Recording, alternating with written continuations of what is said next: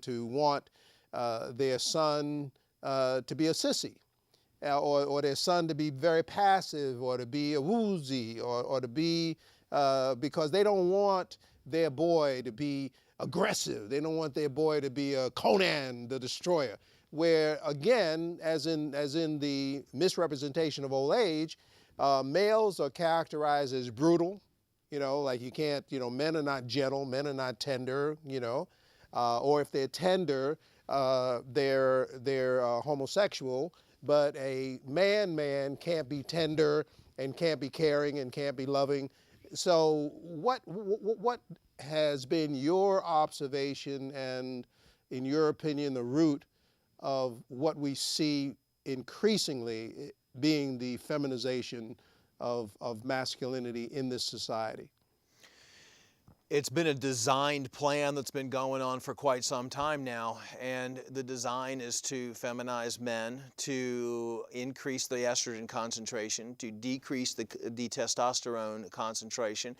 Look, when I was growing up, there was no such thing as a fertility clinic, and now you have fertility clinics on every, it's a population control scheme, not only to control the population, but to reduce the aggressiveness, the male testosterone or the aggressiveness, and reduce the sexual desire of males, and make males feel like they're not males anymore. Because if you're not feeling like a male, you're not a threat to the government or to whatever type of powers that are, trying to control the whole population through the water supply, which there's estrogens and there's plastics in the water supply. And all these things are what's called endocrine disruptors. And endocrine disruptors increase the amount of estrogen in your body as a male and decrease the amount of testosterone, growth hormone, DHEA. Now, when a male turns 30 anyway, his testosterone and hormones start declining rapidly, okay? But that is happening now even in the fetal stage, because when your cells divide during pregnancy, once the sperm comes into the egg, and then what determines if that child is going to be a male or a female is either the amount of estrogen in the egg or the amount in the fetus, or the amount of testosterone in the fetus. Wow. So what's happening is you have mothers that are eating soy, that are exposing themselves to fluoride, that are eating artificial sweeteners, that are taking genetically modified foods. You have all the petrochemicals, the cosmetics, all that stuff can initiate more estrogen than testosterone. And then you have, right now, you're having like 3 or 4 girls being born for every 1 male that's being born. So it's a huge problem. And the children are also being, nourished, and they're growing up with severe acne, depression problems, because these are all the things that are caused by low testosterone and high estrogen. Cysts in their body, inactive prostate, lower genitalia growth, the feeling of non-manhood. I mean, they don't even feel like a man. So we're going towards, and we're moving towards a society. If they're not feeling like a man, what are they feeling? They don't know. I mean, you could go, I have people send in videos, and now children ages like 10, 12, 13, 14 are posting videos on YouTube. You can type in low testosterone in use, estrogen dominance in use, and these teens, they're posting videos because they're going to their moms and dads, they're going to the doctors, and they're going there with acne, they're going there with low self-esteem, they're going there with low self-confidence, they're going there with the non-ability to get an erection, they're going there with severe acne. So basically, lack of muscle growth. If you notice what's happened with the boys, I mean, when I was growing up, we had muscle growth. We had testosterone. You actually felt strong. You felt confident. You felt like nothing could stop you. And now the children and the kids are having this feeling of like they're all alone. They don't feel strong. They don't feel like a man. They don't know. A lot of them don't, they're more sensitive because they're high in estrogen instead of testosterone. Mm-hmm. So And does that account, or does that have any responsibility for the high suicide rate among males? it does have something to do with the high suicide rate, of course. I mean, it's depression and low self-esteem. And what happens? They go to the doctor. Of course, the doctor doesn't say eliminate all the estrogens in your diet like soy and then get off of tap water and fluoride and address the root cause of the problem. The doctor gives them Accutane for their acne, which shuts their body down even more. They don't associate it. They don't even run hormonal tests on the children. They send them to a psychiatrist because they think it's all in their head. Psychiatrist puts them on antidepressants, puts them on anti-anxiety pills. All the antidepressants are made of fluoride-containing ingredients. So what you have is instead of addressing the root cause and getting those kids fixed up and getting their testosterone levels up to normal and their estrogen levels down, plus they end up with growing little boobs, so they feel, and fat around the waist. So they're not tight, they're not strong, they're not burning their calories, their adrenals aren't working properly. And so they have a hard time feeling like a man, and they don't fit in. I mean, if you take one athlete, like let's say a high school athlete, and look at that whole high school, the percentage of estrogen dominant kids, the ones that are overweight, that have acne and everything, you're going to find that like 90% of the males in that school, maybe even more than 90%, are feminized, and only a certain percentage are, what you would say like a Greek god or an Atlas or something like that, that actually exercise and that actually have high testosterone levels. And what is the connection between what is a growing phenomenon of breast cancer, male breast cancer? Well, it's all linked to hormonal disruption, and all the hormonal disruption is caused from chemicals, and it's an estrogen dominance inside the system. In other words, you have an overgrowth of estrogen, which is known to cause cancer, prostate cancer, breast cancer in women, ovarian cysts. It's all linked to too many toxins in the body and not enough toxins coming out of the body. How does the concern of understanding the need to avoid the estrogen, et cetera, and soy, how does that square with people who are inclined to make vegetarianism, for example, a religion, and they are off into soy this, soy the other, soy, they got soy everything, So how does that square? Vegetarianism or not, you're going to find soy everywhere. I mean, you could go get a steak and they probably cooked it in soy oil or rubbed some sort of soy on it. You can look at all the seasonings that contain soy. I mean, soy is just everywhere, and the soy is genetically modified too. And that's a whole nother problem, because what happens is with genetically modified foods, you have what's called a Bt toxin. It literally burns holes in your gut wall. And then you have the undigested food particles that leak into your bloodstream, causing an immune response. So you have a chronic lowered immune response. You have more toxins coming into the system. So it's really hard to avoid soy, but you just have to do it. It's like gluten also. I mean, gluten is another thing that's a wheat protein that causes low testosterone levels, that wreaks havoc on the body. Every single person in the world is allergic to gluten. You might not feel it. It might only reduce you by 1%, 2%. Some people do feel it, but regardless, it is a toxic protein, and it's found in wheat and it's found in grains, and it can cause chronic instability and chronic hormonal levels. So it's all about finding out what are the initiators. Taking 2 steps back.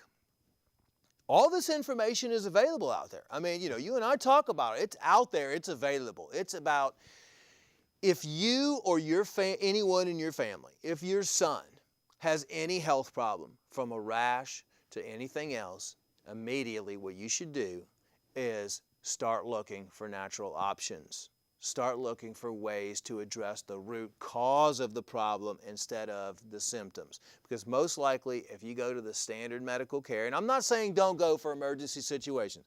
We have the best emergency care system and the best hospitals in the world. They'll put you back together. But as far as disease management, finding out, how to handle and how to adjust hormones. Or prevention. Prevention. I mean, that's... You have to go online and look and read about that. I mean, we have one system that just works 100% of the time for everything, and that's just, and it's not something I made up. You can trace back cleansing the body to ancient Egypt. I mean, you can look at every single religious text that's ever been written, no matter what religion it is. And every single one talks about fasting for this amount of time, talks about the importance of cleansing the body. So that's really what it's all about. A clean body is a green body or a healthy body. And the more clean your environment is, the more you look at all these external toxins and factors and chemicals and avoid them from coming into your system, and the more you clean them by using herbs and clean water and everything out of your system, the healthier you become. Well, for folks who would like to learn more and hear more of this conversation, I encourage you to visit Dr. Group's website. Would you give your website? The website is globalhealingcenter.com, and we have you can type in anything on there and you're going to find free health information about anything. Like if you're suffering from diabetes, you can type in diabetes in the search bar and you're going to find all the best cleansing information that you're going to need to know. And it's just a wealth of information, and that's what we're here to do, is to give people the truth, give people the information that they need to make an informed decision. Do we have a caller? Another caller? Yes, we do, but we got to make it real quick. This is the 30-second drill. So, caller?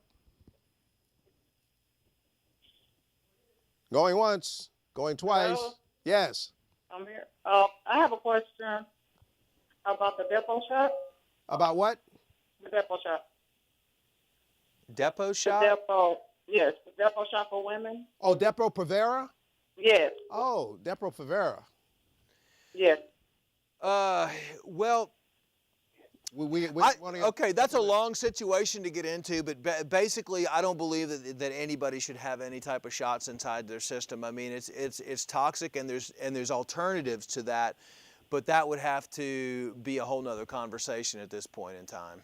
Well, there's plenty of information online about Depo-Provera, and it's a poison, and it's only being primarily given to third world people and non-white women are the ones that are getting Depo-Provera, and the ones that Depo-Provera is being made available, like in Haiti after the so-called earthquake, they flooded the country with Depo-Provera, and in an African relief situation. So anytime these people are giving you stuff, you got to look at it and wonder. But clearly, Depo-Provera is a poison, and it's killing people, and it's killing black people. It's killing black women. That's what it's doing. Okay. Okay. And there's no, it's really, you really run the risk of sounding like a madman when you talk about how bad things are, because they maintain such an illusion of wonderfulness. I mean, everything is fine. We're saving all the people. People are driving new cars. There's plenty of food in the grocery stores, and you're just, wanting to be a bearer of bad news. Why you want to be so negative? Why you want to be hating on this or hating on the other? This is like being a lobster or crab in a great big old bucket, and they got the water and they got the flame real low. I mean, they got the flame real low. And everybody's having a great time, moving around.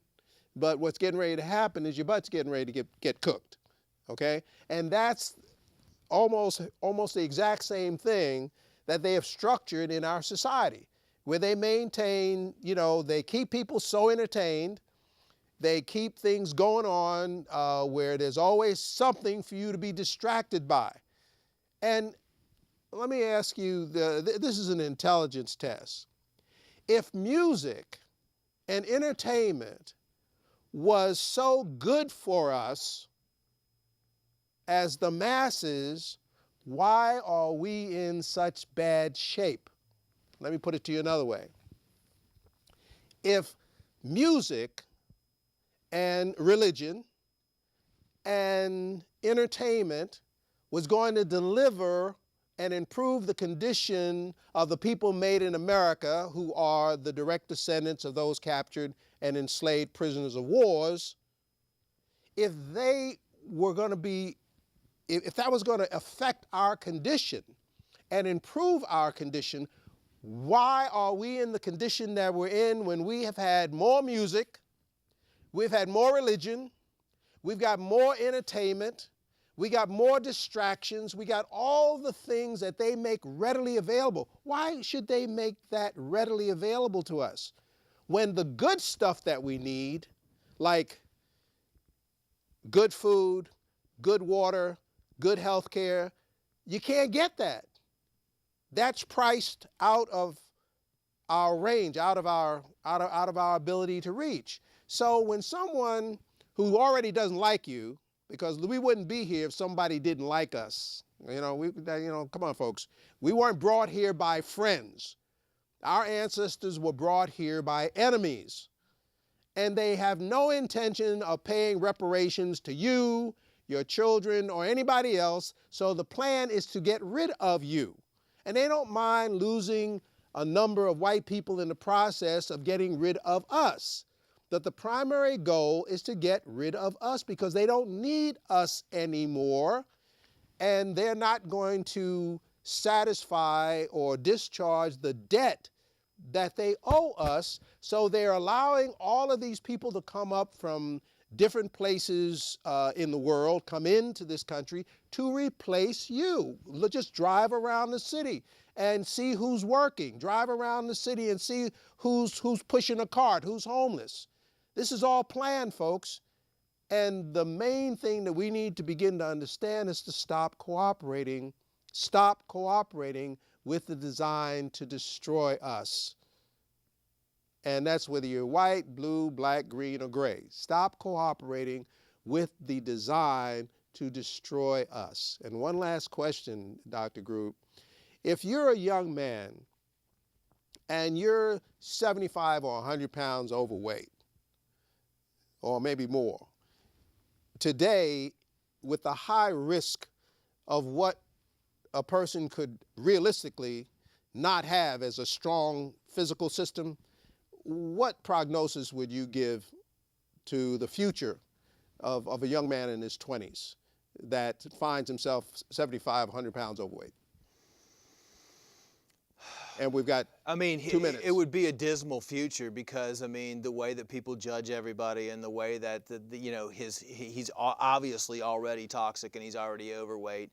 And that's sadly the condition of about 8 out of 10 people in their 20s right now. They're overweight at least by 20 pounds, 10 to 15, 20, 30 pounds overweight. They have a poor diet. It all starts really at home in the education that the parents give the children. Unfortunately, the parents aren't taking the responsibility that they need to look at this next generation coming up and saying, I see what's in the world right now. I see the problems that the young adults are having. I see the addictions that are out there to alcohol, to drugs, to methamphetamine, to the legal methamphetamine. You see, drugs are legal. Now the pharmaceutical companies are just taking advantage of it. They're just everything that you Drugs need have is always right been there. legal in this country. Exactly. Yeah. Okay, well, Doc, I want to thank you for joining me here on Public Affairs, Public Access here. And I hope we'll get a chance to do it again, but we'll certainly be able to do it on the radio side. And I want to invite you to join me on Thursdays at noon at hmsnetradio.org for On the Real Side. And you can check out ontherealside.com. And you can also, if you have nothing else to do, you can put in a search engine, Emmett Abati Doe, but don't believe everything that you read, okay? At least not until you get a chance to talk to me about it. But it's very important that we understand that we have to take responsibility of assisting each other and helping each other and coming together and supporting each other to do something different. Because if we continue to do what we're doing, We're going to get more of what we already have. And if, as you are able to look about you, and if you see what it is what's going on, and you think it's so wonderful, and the other thing is just go to the movies, and they're already prepping your mind. They're already psychologically conditioning you to what they have planned for you. And there was a movie, I think it's called, what is it? I don't know, some futuristic movie, but it's all in gray. And these people are enslaved, and the rich people are all gays, and they're living high on the hog, and the government is in control of everything, and the poor people are just, being crushed and drugged and killed and imprisoned. I mean, this is what they got planned for us. This is what and you can see it, and as the homeless population dwindles off of the street, nobody cares as to where those people are going to. They're just disappearing off of the street. And I submit that they're disappearing into, detention camps and other places. But for us to understand that we've got to make things better. They're not going to get better. We've got to make them better, okay? So, again, that's ontherealside.com. Thursdays here at HMS Net Radio. Come on down, join us for On the Real Side. And I've enjoyed being your host here at Public Affairs, Public Access. And if we talked about anything that you'd like to hear done again, contact management, let them know that you want to hear more from guys like Dr. Group and old men like Emmett Abati Doe. Thank you for joining us.